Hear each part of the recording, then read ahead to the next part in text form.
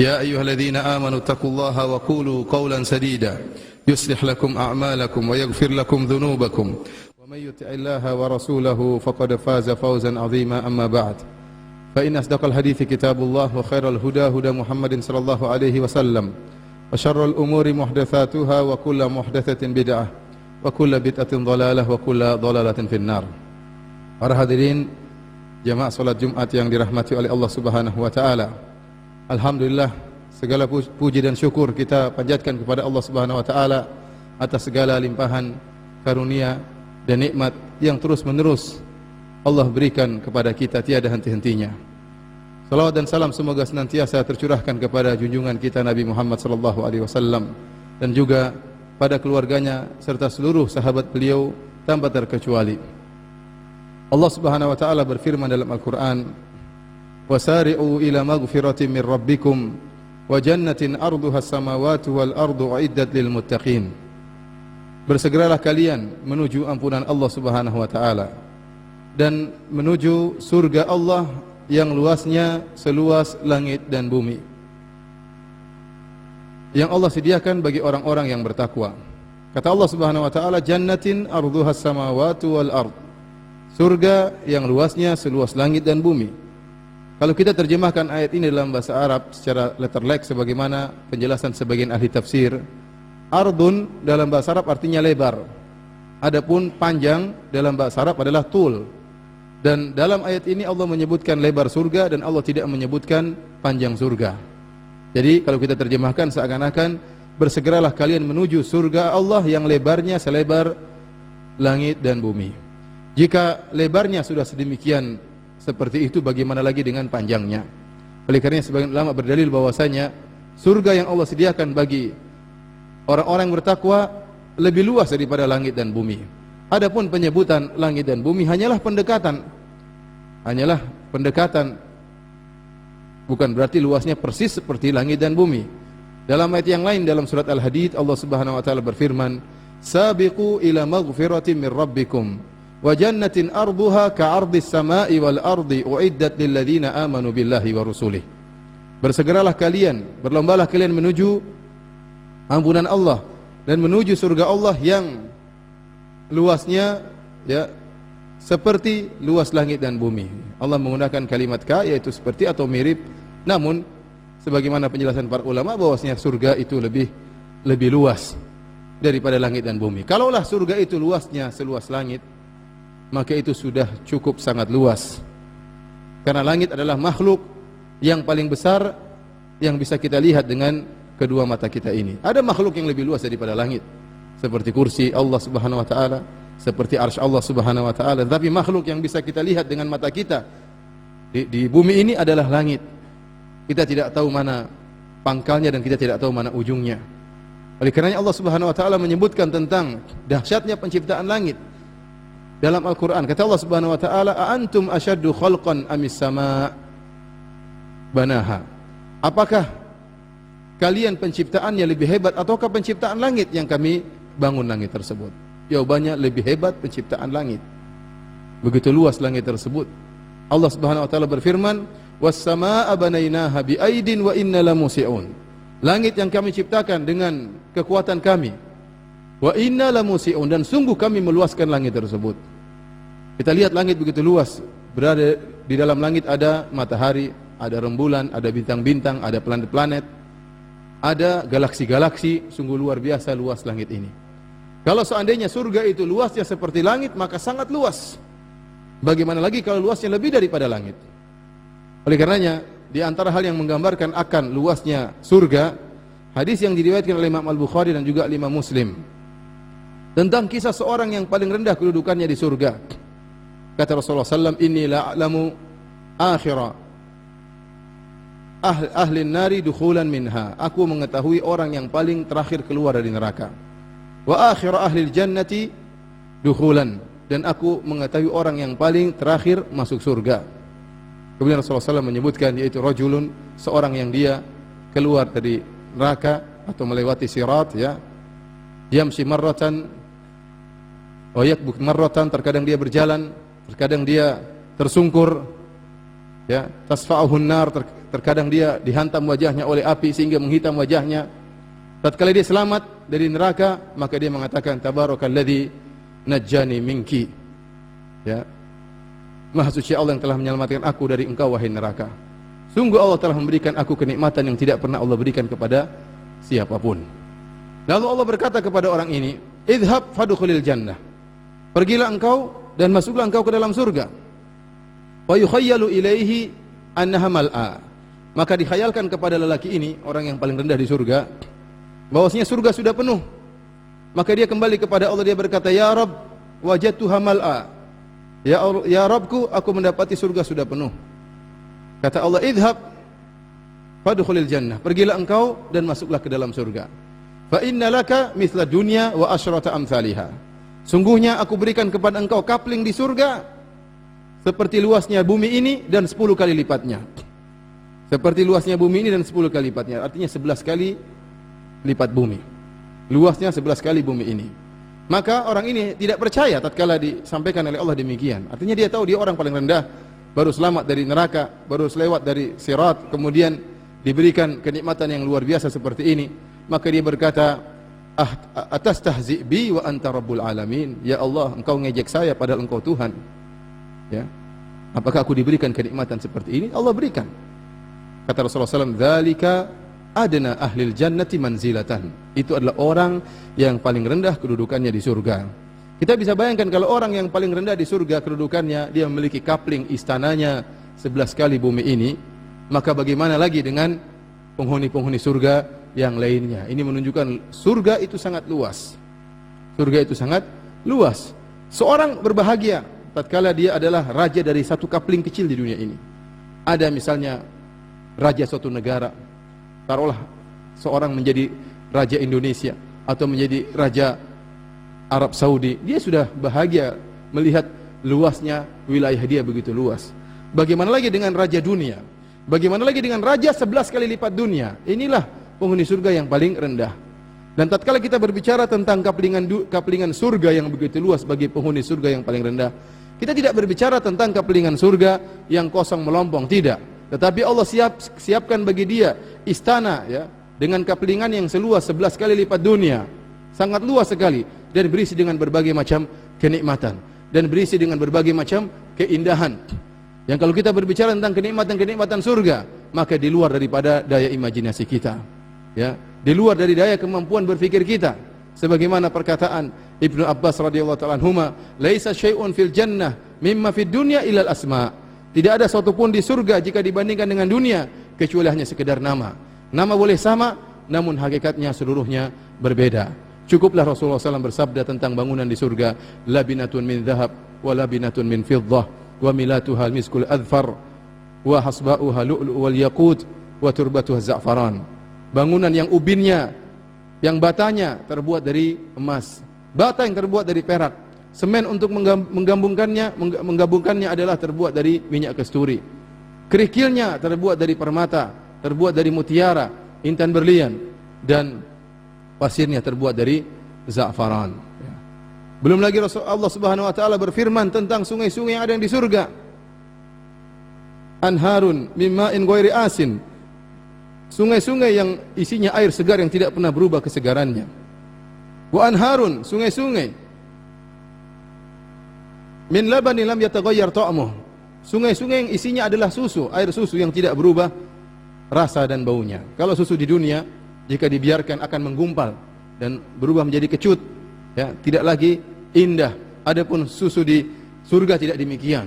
Lam yataghayyar ta'muh, kata Allah Subhanahu wa taala, tidak berubah, ya, rasa dan baunya. Karena orang kalau menghayalkan ada susu yang ditumpahkan di kolam, maka dalam beberapa hari dia akan berubah menjadi kecut, menjadi bau, menggumpal. Adapun susu di surga tidak demikian. Wa anharun min khamrin ladzati lisyaribin. Dan sungai-sungai yang mengalir di dalamnya khamar-khamar, bir-bir mengalir di dalamnya. Akan tapi bir-bir yang ada di surga tidak menjadikan mabuk, tidak menjadikan pening, tetapi isinya hanyalah kelezatan. Wa anharun min asalin musaffa. Dan sungai-sungai yang berisi, ya, madu yang telah dimurnikan. Kemudian juga tatkala Allah Subhanahu wa taala berbicara tentang istri di surga. Kata Allah Subhanahu wa taala, wa azwajun mutahharah. Allah siapkan istri-istri yang disucikan. Kata para ulama, disucikan luar dan dalamnya, lahir dan batinnya. Lahirnya disucikan Allah Subhanahu wa taala. Setiap wanita yang masuk surga, wanita dunia yang masuk surga, maka akan disucikan oleh Allah Subhanahu wa taala. Tidak ada haidnya, tidak ada nifasnya, tidak ada kotorannya, tidak ada air kencingnya, tidak ada ingusnya, tidak ada ludahnya, tidak ada kotorannya, bersih. Pantas jika Ibnu Abbas radhiyallahu ta'ala anhuma mengatakan, inna rajula min ahlil jannah la yu'aniku al-hawra 70 sanah la tamalluhu wa la yamalluha. Sungguhnya seorang lelaki penghuni surga akan memeluk bidadari di surga selama 70 tahun dia peluk. Dia tidak bosan dari bidadari tersebut, dan bidadari tersebut tidak bosan darinya. Kenapa? Karena bersih. Bersih, mengeluarkan aroma yang begitu indah dan harum, sebagaimana sabda Nabi sallallahu alaihi wasallam, "Lau anna imra'atan min ahlil jannah italat ala ahli dunya la adha'at ma bainahuma wa la mala'at ma bainahuma riha." Seandainya ada wanita di surga nongol di atas muka bumi ini, maka akan memberikan terang benderang di atas muka bumi ini. Dari ujung timur sampai ujung barat, dari ujung utara sampai ujung selatan, seluruhnya terang karena cahaya yang keluar dari wajah sang bidadari. Wala mala'at ma bainahuma riha. Bukan cuma itu, bahkan bumi ini akan bau semerbak. Dari ujung utara sampai ujung selatan, dari ujung barat sampai ujung timur, seluruhnya bau harum. Kenapa?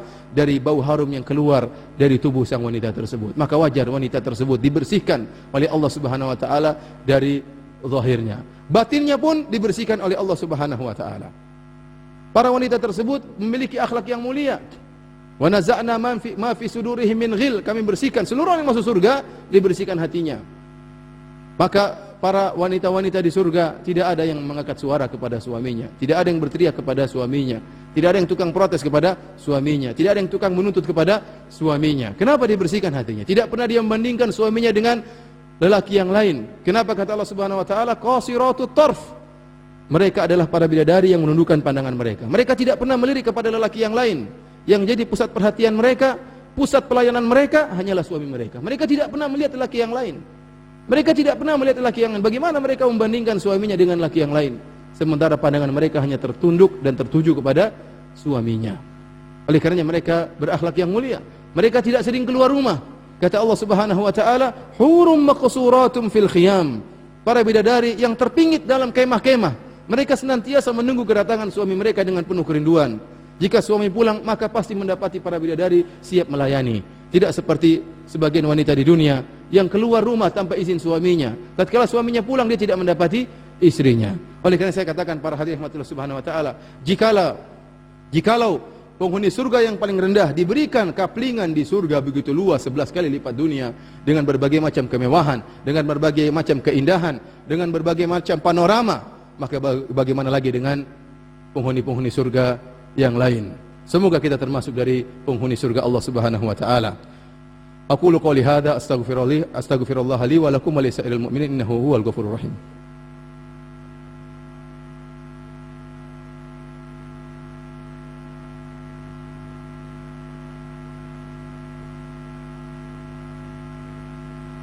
Alhamdulillahi ala ihsanih wa syukru lahu ala taufiqihi wa amtinanih wa asyhadu an la ilaha illallah wahdahu la syarika lahu ta'ziman li sya'nih wa asyhadu anna Muhammadan abduhu wa rasuluhu da'ila ridwani. Allahumma salli alaihi wa ala alihi wa ashabi wa ikhwani. Para hadirin rahmatillah Subhanahu wa taala, masuk surga merupakan impian semua orang. Bukan cuma impian kita, orang-orang yang mungkin imannya pas-pasan seperti kita. Bahkan impian para surga, bahkan impian para anbiya, bahkan impian para rasul, bahkan impian Nabi Muhammad sallallahu alaihi wasallam. Allah menyebutkan bagaimana para anbiya mereka berdoa agar dianugerahkan surga oleh Allah Subhanahu wa taala. Nabi Ibrahim berdoa diabadikan dalam Al-Qur'an. Wa ja'alni min warathi jannatin na'im. Ya Allah, jadikan aku termasuk pewaris surga yang penuh dengan kenikmatan. Rasulullah sallallahu alaihi wasallam mencontohkan banyak doa untuk minta surga. Di antaranya Rabbana atina fid dunya hasanah wa fil akhirati hasanah wa qina adzabannar. Ya Rabb, kami berikanlah kami kebahagiaan di dunia. Berikanlah kami kebahagiaan di akhirat, di surga. Wa qina adzabannar, dan jauhkanlah kami dari azab neraka jahanam. Rasulullah SAW juga memotivasi para sahabat untuk minta surga, dan para sahabat juga mereka yang minta surga. Ada seorang sahabat datang menemui Rasulullah SAW sementara Rasulullah SAW bersama Mu'adz bin Jabal radhiyallahu ta'ala anhu. Maka sahabat ini berkata, "Ya Rasulullah, inni la uhsinu dandanataka wala dandanata Mu'adz." Ya Rasulullah, aku tidak pandai untuk berdoa sebagaimana doamu dan doanya Mu'adz. Sahabat ini tidak pandai menyusun kata untuk berdoa kepada Allah Subhanahu wa taala. Dia mengatakan la uhsinu dandanataka wala dandanata Mu'adz. Saya tidak mampu, tidak bisa berdoa seperti doamu wahai Rasulullah dan doanya Mu'adz bin Jabal radhiyallahu anhu. Walakinni as'alullaha al-jannah wa a'udzu bihi minan nar. Akan tapi aku minta kepada Allah surga dan aku berlindung kepadanya dari neraka jahanam. Apa jawaban Nabi sallallahu alaihi wasallam? Haulaha nudandin. Kami, saya dan Mu'adz, permintaannya juga sekitar itu aja. Ya, sekitar itu, minta surga dan dijauhkan dari neraka jahanam. Oleh karenanya, tentu kita semua bermimpi dan berhayal, berangan-angan untuk bisa menjadi penghuni surga. Maka kita harus bersegera dalam meraih surga. Rasulullah SAW ya, atau Allah Subhanahu wa taala kalau berbicara tentang surga, tentang kebaikan, Allah suruh berlomba. Seperti firman Allah Subhanahu wa taala, "Sabiqu," berlombalah. "Fastabiqul khairat," berlomba-lomba dalam kebaikan. "Wasari'u," bersegeralah kata Allah Subhanahu wa taala, cepatlah kata Allah Subhanahu wa taala. Setelah Allah menyebutkan nikmat surga, kata Allah, "Wa fi dzalika falyatanafasil mutanafisun." Untuk urusan surga, berlomba-lombalah, bersainglah kata Allah Subhanahu wa taala. Tapi kalau urusan dunia, Rasulullah SAW menyuruh kita untuk qanaah. Kata Rasulullah SAW, "La tanzuru ila man fawqakum." Jangan lihat ke atas. Walakin inzuru ila man asfala minkum. Tapi lihat ke bawah. Fa innahu ajdaru alla tasdaru nikmatallahi alaikum. Karena hal ini akan menjadikan kalian tidak meremehkan dan tidak merendahkan nikmat Allah. Kalian akan pandai bersyukur kalau lihat ke bawah. Tapi kalau seorang lihat ke atas, sudah diberikan kenikmatan, tidak pernah merasa cukup, tidak qanaah, selalu lihat ke atas, maka dia tidak akan pernah bahagia. Kenapa? Karena dunia tidak ada titik klimaksnya. Seorang sudah punya ini akan minta lagi. Seandainya dia ada kebutuhan, gak jadi masalah. Tetapi kebanyakan yang membinasakan manusia bukan karena kebutuhan, dia sudah cukup, namun ingin yang lebih. Inilah yang kata Allah Subhanahu wa taala, "Alhaakumut takatsur hatta zurtumul maqabir." Telah melalaikan kalian takatsur, berlomba-lomba untuk berbanyak. Dan tidak akan berhenti, kata Allah, hatta zurtumul maqabir, sampai kalian masuk dalam kuburan baru berhenti dari berlomba-lomba. Bukan karena dia kekurangan. Kalau seorang habis waktunya gara-gara kurang makan, tidak bisa punya rumah, ini wajar. Kenapa? Dia ingin memenuhi kebutuhan primernya. Tetapi yang jadi masalah, rumahnya sudah ada, kendaraannya sudah ada, tetapi dia ingin yang lebih. Allah sudah kasih dia kecukupan, tidak pernah selesai, ingin lagi, dan tidak ada titik klimaksnya. Apa kata Nabi SAW? "Lau kana libni Adam wadiyani min dhahab labtagha thalithan wala yamla'u jawfahu ila turab." Seandainya anak Adam diberikan 2 lembah emas, maka dia akan mencari lembah yang ketiga dan tidak akan memenuhi mulutnya kecuali tanah. Kalau sudah terpenuhi mulutnya dengan tanah, maka dia berhenti dari berlomba-lombanya tersebut. Oleh karenanya, ya, yang diajarkan oleh syariat adalah tidak qanaah dalam urusan akhirat, berlomba-lomba. Adapun masalah dunia kita disuruh qanaah. Namun yang jadi masalah, kebanyakan manusia terbalik. Mereka untuk urusan akhirat mereka qanaah, tidak berlomba-lomba. Untuk urusan dunia mereka tidak qanaah. Untuk urusan akhirat mereka merasa puas dengan apa yang mereka miliki. Alhamdulillah saya sholat 5 waktu. Alhamdulillah saya tiap hari baca Al-Quran 1 halaman. Ya. Dia tidak lihat bahwasanya ada orang yang baca Al-Quran tiap hari 1 juz. Oleh karenanya, untuk masalah akhirat berlomba-lomba. Dan Rasulullah SAW menyuruh para sahabat untuk berlomba-lomba. Dalam satu hadis yang diriwayatkan oleh Imam Al-Bukhari, Rasulullah SAW tatkala dalam perang Badar, Rasulullah SAW mengatakan kepada para sahabat, "Kumu ila jannatin arduha samawati wal ard." Wahai para sahabatku, bangkitlah kalian menuju surga yang luasnya seluas langit dan bumi. Maka ada seorang sahabat bernama Umair bin Humam radhiyallahu anhu, Al-Ansari, seorang sahabat dari kaum Ansar. Dia mengatakan, "Ya Rasulullah, jannatun arduha samawati wal ard." Ya Rasulullah, surga yang luasnya seluas langit dan bumi. Kata Rasulullah SAW, "Na'am, iya." Maka dia berkata, "Bakhin." Bakhin dalam bahasa Arab artinya ungkapan yang menunjukkan kekaguman. Wow, hebat, luar biasa. Maka kata Rasulullah SAW, "Ma yahmiluka ala qawlika bakhin." Apa yang buat engkau mengucapkan bakhin, wahai Umair bin Humam? Kata beliau, "Wallahi la ya Rasulullah, illa raja'ata an akuna min ahliha." Bukan apa-apa ya Rasulullah, saya hanya berharap agar saya termasuk dari penghuni surga. Kata Rasulullah SAW, "Innaka min ahliha." Sungguhnya engkau termasuk dari penghuni surga. Tatkala dia mendengar vonis dari Nabi bahwasanya dia adalah penghuni surga, maka Umair bin Humam Al-Ansari radhiyallahu anhu segera mengeluarkan kormanya. Faja'ala ya'kulu minhunna, kemudian dia makan dari butiran-butiran korma yang dia miliki. Kemudian dia berkata, "La in hayaitu hatta aqula min tamarati hadhihi innaha lahayatun tawilah. Kalau saya harus hidup sampai selesai makan korma ini seluruhnya, ini merupakan kehidupan yang sangat panjang. Maka dia pun melempar kormanya, lalu dia masuk dalam medan pertempuran, kemudian dicatat mati syahid oleh Allah Subhanahu wa taala. Oleh karena para hadirin Allah Subhanahu wa taala, sungguhnya di akhirat kelak di antara penyesalan orang yang beriman, dan ini pendapat banyak dari ahli tafsir, tatkala seorang beriman dikatakan oleh Allah, yaqulu ya laitani qaddamtu li hayati. Manusia berkata pada hari kiamat kelak, kenapa dahulu saya tidak beramal soleh di dunia, li hayati, untuk kehidupanku di akhirat. Ucapan ini diucapkan oleh orang kafir yang tidak beriman, dia menyesal kenapa dulu tidak beriman. Diucapkan oleh para pelaku maksiat, menyesal kenapa dulu dia bermaksiat. Bahkan diucapkan oleh orang yang beriman, dia menyesal kenapa dia dulu kurang amal solehnya. Di dunia dia sholat malam, di dunia dia berbakti sama orang tua, di dunia dia berinfak, dia baca Al-Quran, namun dia menyesal kenapa dahulu bakti saya sama orang tua kurang. Kenapa pemberian saya sama orang tua cuma sedikit. Kenapa saya pelit terhadap orang tua. Dia baca Quran, namun dia mengatakan kenapa baca Quran saya dulu di dunia sedikit. Dia sholat malam, namun dia berkata kenapa saya cuma sholat malam sedikit. Ya, kenapa ini menunjukkan bahwasanya sebelum tiba hari kiamat, sekarang saatnya kita beramal dan berlomba-lomba. Ya, Ramadan telah berlalu. Di bulan Ramadan manusia banyak berlomba-lomba. Akan tapi ingat, sekarang telah tiba waktu ujian. 11 bulan kita akan diuji oleh Allah Subhanahu wa taala. Belenggu-belenggu setan telah dibuka oleh Allah Subhanahu wa taala. Maka janganlah Anda menjadi orang yang hanya mengenal Allah tatkala bulan Ramadan. Bi'sa qaumun la ya'rifuna Allah illa fi Ramadan. Sungguh buruk suatu kaum yang mereka tidak mengenal Allah kecuali di bulan Ramadan. Sungguhnya Allah yang kita sembah di bulan Ramadan, dialah Allah yang kita sembah juga di bulan-bulan yang lainnya. Oleh karena seorang berusaha istiqamah setelah bulan Ramadan, tetap melaksanakan salat malam, meskipun mungkin tidak sebanyak di bulan Ramadan, tapi dia istiqamah, tetap baca Al-Quran, hari-hari harus dilalui dengan ada lembaran-lembaran Quran yang kita baca, meskipun mungkin tidak satu juz sebagaimana di bulan Ramadan, tapi harus ada lembaran-lembaran yang kita buka. Maka sungguh menyedihkan orang-orang yang meninggalkan salat malam di malam